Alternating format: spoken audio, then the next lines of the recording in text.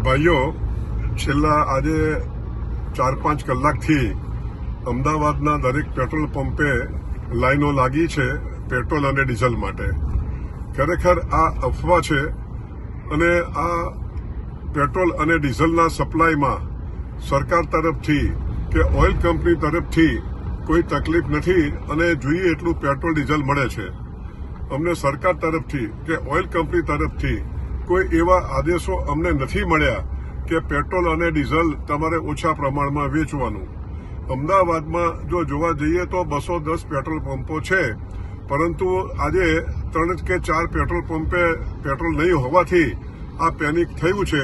માટે હું પ્રજાને વિનંતી કરું છું કે આવી કોઈ અફવાઓ માનશો નહીં અને આપને જોઈએ એટલું પેટ્રોલ અને ડીઝલ મળવાનું છે.